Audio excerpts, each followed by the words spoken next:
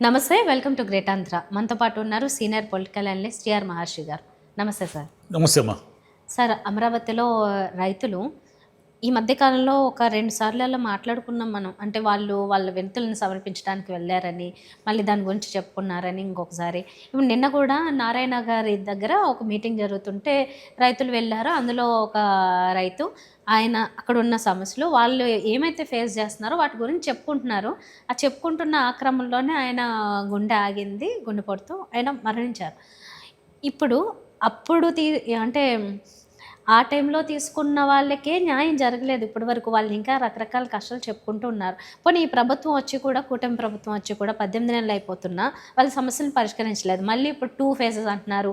ఇంకా land pooling అంటున్నారు. అంటే ఇంకా కొంచెం ల్యాండ్ కావాలంటున్నారు. మళ్ళీ వీళ్ళందరికీ ఇంకెప్పటికీ న్యాయం జరుగుతుంది? ఎందుకు దీని మీద క్విక్గా ఒక చర్య తీసుకోలేకపోతున్నారు చంద్రబాబు నాయుడు గారు? చంద్రబాబు నాయుడు గారే చెప్పాలి. ఆయనే కదా అమరావతి రైతుల రక్షకుడు, అమరావతి రూపకర్త, అమరావతిని సింగపూర్ చేస్తానని చెప్పాడు. ఒక రకంగా చెప్పాలంటే రైతులకు అటు చంద్రబాబు నాయుడు గారు రైతుల పట్ల ప్రేమ చూపుతూ ఆయన ఒక రకంగా అన్యాయం చేస్తున్నాడు.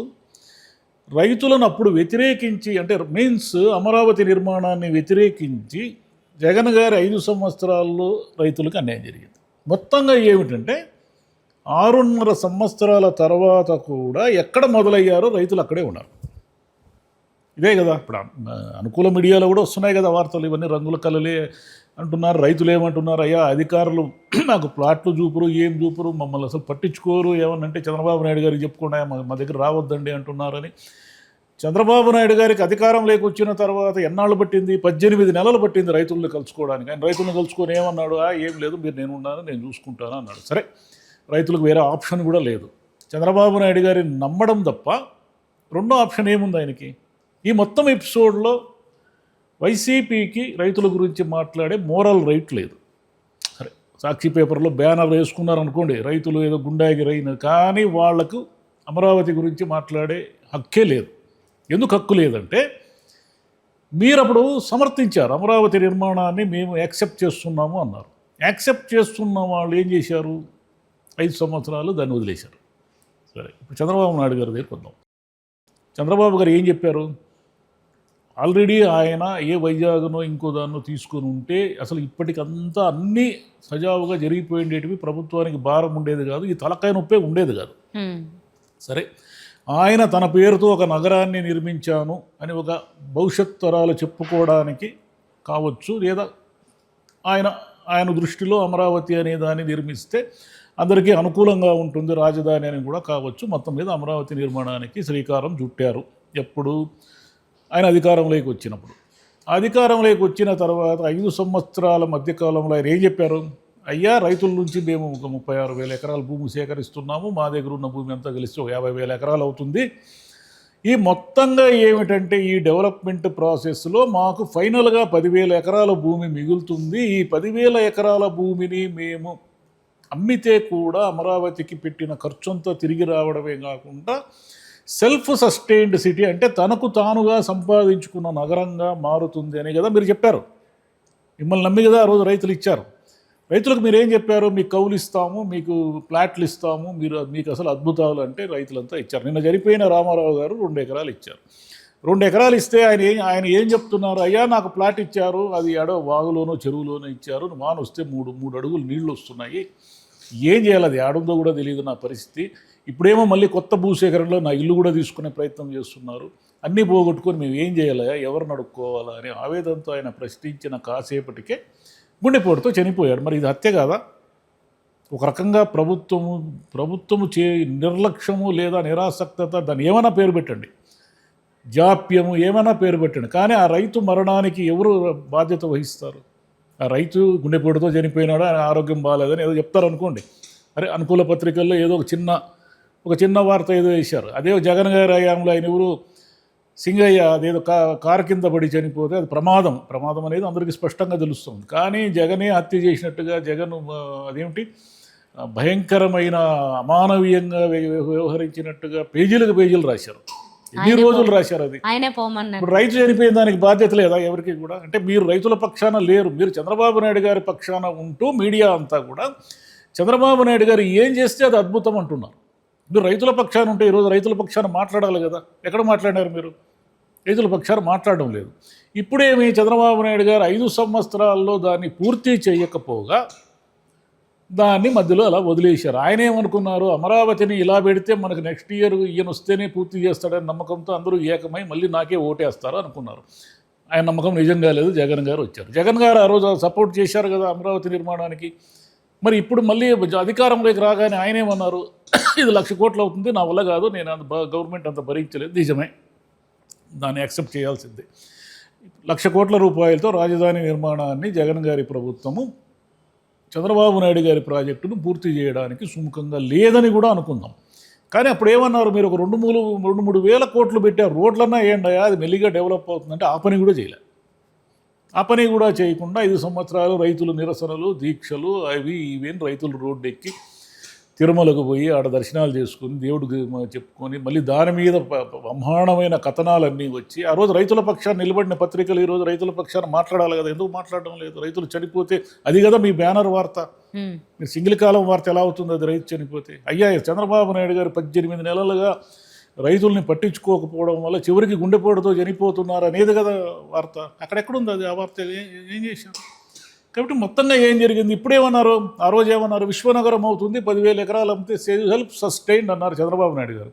ఇప్పుడేమంటున్నారు, లేదు లేదు, ఇది మనకున్న భూమితో ఇది మున్సిపాలిటీ స్థాయి దీంది, మనం ఇంకో 2వ విడత 3వ విడత ఇంకొక 50,000 ఎకరాలు సేకరించాలి, ఇంకో 1,00,000 కోట్ల రూపాయలు దాని మీద పెట్టుబడి పెట్టాలి అంటే 6.5 ఏళ్ళు దాదాపుగా 6.5 ఏళ్ళు దాటి 7వ ఏళ్ళకి పడతా ఉంది. ఇన్నాళ్లుగా మీరు చెప్పిన పొలిటికల్ గవర్నెన్స్, మీరు చెప్పిన కంప్యూటర్లు, మీరు చెప్పిన అద్భుతము, మీరు చెప్పిన విజనరీ ఇవన్నీ కూడా భూములు ఇచ్చి భూములు పోగొట్టుకున్న రైతులకి కనీసం ప్లాట్లు కూడా ఏడుండాయో చెప్పలేని పరిస్థితి, వాగుల్లోనూ చెరువుల్లోనూ ఇచ్చేసి చేతులు దులుపుకుంటా ఉంటే ఇంకా మీ పొలిటికల్ గవర్నెన్స్ కానీ, మీ కంప్యూటర్ గవర్నెన్స్ కానీ, మీ అద్భుత విజనరీ కానీ ఎక్కడ పనిచేస్తూ ఉంది? అంటే రైతులంటే అవసరం లేదా? మీరేమో కంప్యూటర్ కంపెనీలు పిలిపిస్తూ ఉన్నారు, దారిలో పోయే వాళ్ళందరికీ భూములు ఇస్తూ ఉన్నారు, నిర్మలా సీతారామన్ గారిని పిలిచి బ్యాంకులకు అదేంటి భూమి పూజ చేయిస్తున్నారు, ఇన్ని చేస్తున్నారు కదా. మరి రైతులు అనేవాళ్ళు ఆ భూమి వాళ్ళది కదా, మీది ఎట్లా అవుతుంది? అది వాళ్ళు పూర్వీకులు ఇచ్చిన భూమినో, కడుపు కట్టుకొని ఏదో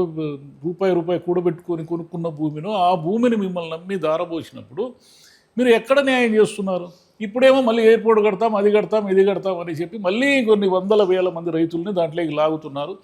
సెకండ్ ఫేజ్, థర్డ్ ఫేజ్ అంటున్నారు. ఫస్ట్ ఫేజ్కే న్యాయం జరగకుండా అన్యాయం జరుగుతున్నప్పుడు సెకండ్ అండ్ థర్డ్ ఫేజ్కి ఎప్పుడు న్యాయం చేస్తారు? మీరు అసలు ఎప్పటికీ పూర్తవుతుంది అది? మీరు 1,00,000 కోట్లు పెట్టుబడి పెట్టిన తర్వాత దానికి ఏమిటి దాని రూపురేఖలు? ఈ 5 ఏళ్లలో మీరు పూర్తి చేయలేకపోతే మళ్ళీ జగన్ గారు వచ్చి నాకు సంబంధం లేదంటే ఏం చేయాలి? ఆయన మళ్ళీ 3 రాజధానులు ఎత్తుకుంటే ఏం చేయాలి? అప్పుడు ఏమిటి రైతుల పరిస్థితి? కాబట్టి ఇప్పుడు ఏమిటంటే రైతులు గట్టిగా ఏమీ మాట్లాడలేరు, చంద్రబాబు నాయుడు గారి ప్రభుత్వాన్ని నిలదీయలేరు, వ్యతిరేకించలేరు. ఎందుకంటే చేస్తే గీస్తే చంద్రబాబు నాయుడు గారే చేయాలి. అది 29 నాటికి అమరావతి పూర్తి చేయడం అనేది ఆయన ఒక ఎజెండాగా తీసుకొని పూర్తి చేయగలిగితే చెయ్యాలి. ఈయనైతే జగన్ గారు 29లో వస్తే ఈయన మళ్ళీ అదే తప్పు చేసినా చేస్తారు. నాకేం సంబంధం, చంద్రబాబు నాయుడు గారిని కట్టుకోమని అంటే ఫినిష్. నా డబ్బంతా వీళ్ళ డబ్బేం పోదు, చంద్రబాబు నాయుడు గారి డబ్బేం పోదు, జగన్ గారి డబ్బేం పోదు. ఆ రైతులు ఆవేదంతా ఇంకొక 10 మంది చచ్చిపోతారు. లేదంటే ప్రజల డబ్బు, మనమంతా ట్యాక్సులు కడతామే, తెల్లారు లేస్తే మనం ఉప్పు, పప్పు, బియ్యం ఏం కొనుక్కున్నా డబ్బులు గవర్నమెంట్కి పే చేస్తుంటాం కదా. ఈ డబ్బంతా తీసుకుపోయి ఆ వరద నీటిలో పోసి దాన్ని పంపింగ్ స్టేషన్లు పెట్టి 400 కోట్లతో తోడతారు. ఇది జరగబోయేది. ఇంకేమనంటే అమరావతిని ఎవరు మాట్లాడినా అమరావతి విధ్వంసకులు అమరావతిని సహించలేరు, చంద్రబాబు నాయుడు గారి విజనరీని వీళ్ళు తట్టుకోలేరు, ఇది కదా మాట్లాడతారు. ఎవరైనా సరే ప్రజల డబ్బు 1,00,000 కోట్ల రూపాయలు ఖర్చు పెడుతున్నప్పుడు జవాబుదారీతనంతో అక్కడ ఏం జరుగుతూ ఉందో అడిగే హక్కు ఎవరికైనా ఉంటుంది కదా. ఇప్పుడు రైతు చనిపోయాడంటే అది ఒక రకంగా మీరు చేసిందే కదా, మీరు బాధ్యత వహించాలి కదా. రైతు కుటుంబానికి మీరు ఇప్పటికీ న్యాయం చేయకపోతే ఎట్లా? ఇప్పుడు ఉన్న రైతులు అందరి కుటుంబాలకు ఎందుకు న్యాయం చేయలేకపోయారు మీరు?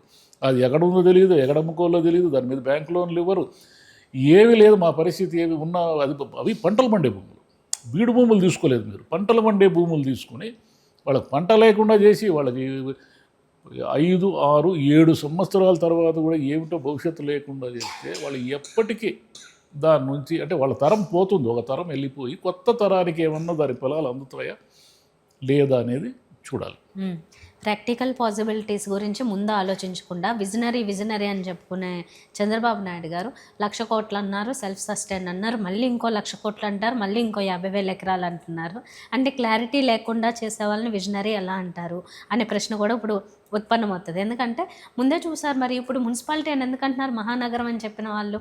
అదేదో ముందే నిర్ణయించుకుంటే అది జరిగే పనా జరగని పనా, ఇది ప్రాక్టికల్గా సాధ్యమై ఉంటుంది అనుకుంటే కనుక సపోర్ట్ చేసేవాళ్ళు అప్పుడు చేసిన వాళ్ళు కూడా అప్పుడే ఆలోచించుకునే వాళ్ళేమో ఇది జరిగేదేనా, ఏం చేద్దాము ఏంటనేది. సరే ఒక స్టెప్ తీసుకున్నారు, ఆయన క్రెడిబిలిటీ కావాలనుకున్నారా లేకపోతే నిజంగా ఆంధ్రప్రదేశ్కి మంచి చేయాలనుకున్నారా అనేది అయితే ఎవరికి తెలియని విషయం. జరిగేదేదో మొదలు పెట్టేశారు, కానీ ఇప్పుడేమో ఎటు కాకుండా మధ్యలో ఆగిపోయింది. ముందుకెళ్ళదు, వెనక్కి రాదు. ఎవరు చేసేది ఏం లేదు. చంద్రబాబు నాయుడు గారిని నమ్మి ఆయన అమరావతి నిర్మాణాన్ని ఇష్టమున్నా లేకపోయినా, కొన్ని ప్రశ్నలు ఉన్నా వేసినా, సమాధానాలు వచ్చినా రాకపోయినా దాన్ని సమర్థించాల్సిందే. ఎందుకంటే ఇన్ని వేల కోట్లు, ఇన్ని వేల మంది రైతుల జీవితాలు దాంతో ముడిపడి ఉన్నాయి. ఇప్పుడు దాన్ని వెనక్కి పోయేది లేదు. కాకపోతే ఎవరైనా అడిగేది ఏమిటంటే రైతులకు న్యాయం చేయండి అయ్యా, మీరు కంప్యూటర్లు కానీ క్వాంటమ్ తీసుకురండి, మీరు ఏవైనా తీసుకురండి, మీరు ఏం అద్భుతాలైనా చేయండి ఆంధ్రప్రదేశ్లో, మాకు ఏమీ అభ్యంతరం లేదు, అందరూ ఆహ్వానిస్తారు. ముందు రైతులకు న్యాయం చేయండి. ఇంకా గుండె ఆగి ఆవేదంతో మనం మళ్ళీ కొత్త వాళ్ళు భయపడరా? సెకండ్ ఫేజ్ థర్డ్ ఫేజ్ వాళ్ళు భయపడరా? మీ భూమి సమీకరణకి మీకు 6.5-7 ఏళ్ళు అయింది, వాళ్ళకే దిక్కు లేదు, మాకెప్పుడు వస్తుందని అనుకోరా? వాళ్ళకు ఉన్నది ఆ భూమే కదా. వాళ్ళు ఏమన్నా కోటీశ్వరుల దగ్గర నుంచి భూ సమీకరణ చేస్తున్నారా? మీరు మామూలు చిన్న రైతుల దగ్గర నుంచి భూ సమీకరణ చేస్తున్నారు. వాళ్ళు నమ్ముకున్నదే భూమిని, ఆ భూమిని కూడా మీరు లాక్కుంటారు, న్యాయం చేయరు. ఇదిగో అమరావతి విశ్వనగరం అంటారు. విశ్వనగరంతో వాళ్ళకి ఏం పని? వాళ్ళకి భూమి నడవాలి కదా, భోజనం నడవాలి కదా, అది కదా వాళ్ళ ప్రాబ్లము.